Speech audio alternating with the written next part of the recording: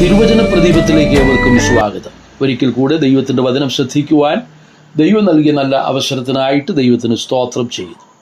ഇന്നത്തെ ചിന്തയ്ക്കാധാരമായ തിരുവചനം ദിനവൃത്താന്തങ്ങളുടെ 1-ാം പുസ്തകം 4-ാം അധ്യായം 9-10 വാക്യങ്ങളാണ്.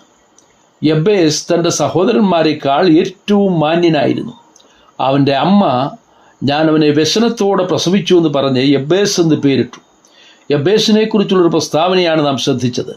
യഹൂദയുടെ പുത്രന്മാരിൽ ഒരുവനായിട്ടാണ് നാം യബ്ബേസിനെ കാണുന്നത്. യബ്ബേസ് എന്ന വാക്കിന് ദുഃഖിപ്പിക്കുന്നവൻ എന്നാണ് അർത്ഥം. അവൻ്റെ അമ്മ അവനെ വ്യസനത്തോടെ പ്രസവിച്ചു എന്ന് പറഞ്ഞാണ് അവൻ ആ പേരിട്ടത്.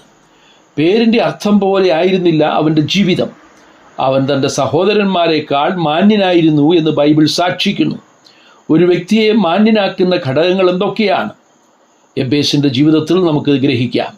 ജനനം ആരെയും മാന്യനാക്കുന്നില്ല. ലോകത്തിൽ ജനിക്കുന്ന മനുഷ്യരെല്ലാം യബ്ബേസിനെ പോലെ തന്നെയാണ്. ദാവീദ് പറയുന്നത്, ഇതാ ഞാൻ അകൃത്യത്തിൽ ഉരുവായി, പാപത്തിൽ എൻ്റെ അമ്മ എൻ്റെ ഗർഭം ധരിച്ചു. ഒരു മനുഷ്യൻ്റെ ജീവിതത്തിൻ്റെ മാന്യത നഷ്ടപ്പെടുത്തുന്നത് അവൻ്റെ പാപം തന്നെയാണ്.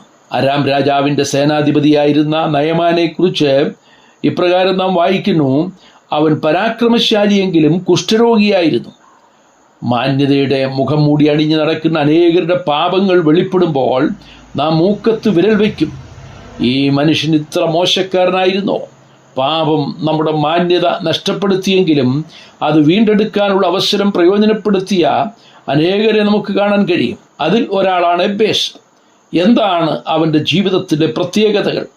ഒന്നാമത്, അവൻ ഇസ്രായേലിൻ്റെ ദൈവമായ യഹോവയിലുള്ള വിശ്വാസവും ആശ്രയമുള്ളവനായി. ദൈവത്തിലുള്ള വിശ്വാസമാണ് ആശ്രയത്തിലേക്ക് നയിക്കുന്നത്. കേവലം വിശ്വാസം ഉണ്ടെന്ന് പറയുന്നവരെല്ലാം ആശ്രയിക്കുന്നവരല്ല.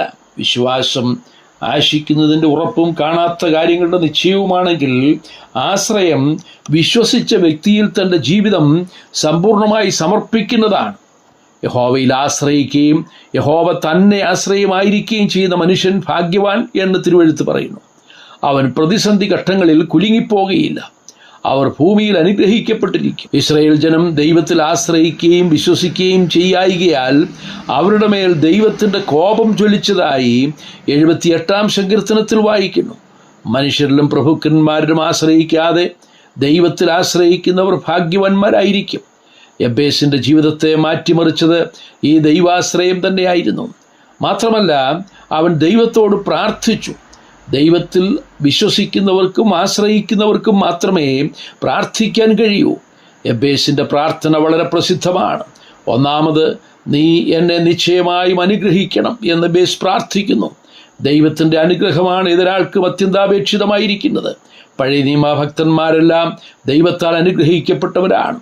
പുതിയ നിയമത്തിലും ദൈവം ക്രിസ്തുവിലൂടെ നമ്മെ അനുഗ്രഹിക്കുന്നു. ഭൗമിക അനുഗ്രഹങ്ങളല്ല, ആത്മീയ അനുഗ്രഹങ്ങളാണവ.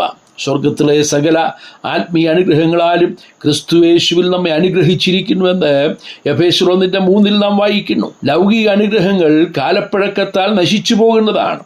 എന്നാൽ സ്വർഗത്തിൽ സൂക്ഷിച്ചിരിക്കുന്നതും ക്ഷയം, മാലിന്യം, വാട്ടം ഒന്നുമില്ലാത്തതുമായ അവകാശങ്ങൾക്കായി തന്നെ നമ്മെ വീണ്ടും ജനിപ്പിച്ചിരിക്കുന്നു. ദൈവാനുഗ്രഹമുണ്ടെങ്കിൽ പിന്നെ എല്ലാമുണ്ട്. മറ്റ് പ്രാർത്ഥനാ വിഷയങ്ങൾ ദൈവാനുഗ്രഹത്തോട് ചേർന്ന് വരുന്നതാണ്. നിന്റെ കൈ എന്നോട് കൂടെ ഇരുന്ന് എൻ്റെ അതിർവിസ്താരമാക്കണം.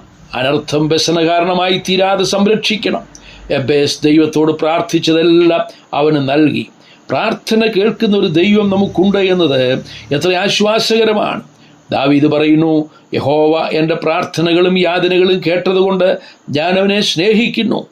പാപം നമ്മുടെ മാന്യത നഷ്ടപ്പെടുത്തിയപ്പോൾ നമ്മെ മാന്യരാക്കുവാൻ കർത്താവായ യേശു ക്രിസ്തു നമ്മുടെ പാപങ്ങൾക്ക് പരിഹാരം വരുത്തി.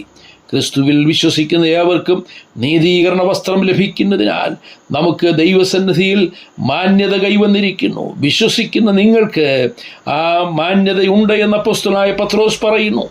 അമാന്യരായിരുന്ന നമ്മെ മാന്യരാക്കി തീർത്ത ദൈവത്തിന് സർവ്വമഹത്വം അർപ്പിക്കാം.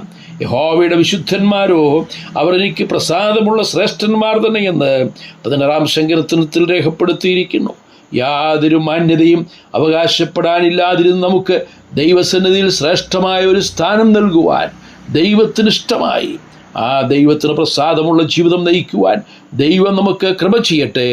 കർത്താവിൻ്റെ നാമം മഹത്വപ്പെടുമാറാകട്ടെ. സ്വർഗീയ പിതാവേ, പാപം ഞങ്ങളുടെ മാന്യത നഷ്ടപ്പെടുത്തി കളഞ്ഞുവെങ്കിൽ കർത്താവായ യേശു ക്രിസ്തുവിൽ കൂടെ ഞങ്ങളുടെ പാപങ്ങൾക്ക് പരിഹാരം വരുത്തി രക്ഷാവസ്ത്രം ധരിപ്പിച്ച് നീതി എന്ന അങ്കി ഇടുവിച്ച് ഞങ്ങളെ ദൈവസന്നിധിയിൽ മാന്യരാക്കി തീർത്തതുകൊണ്ട് സ്തോത്രം. ദൈവത്തിന് പ്രസാദമുള്ള ശ്രേഷ്ഠന്മാരാക്കി ഞങ്ങളെ മാറ്റുവാൻ അങ്ങേ ഞങ്ങൾ പ്രസാദിച്ചതുകൊണ്ട് സ്തോത്രം. സർവമഹത്വം അങ്ങേക്ക് അർപ്പിക്കുന്നു, ക്രിസ്തുയേശുവിൻ്റെ ധന്യമായ നാമത്തിൽ തന്നെ. ആമേൻ.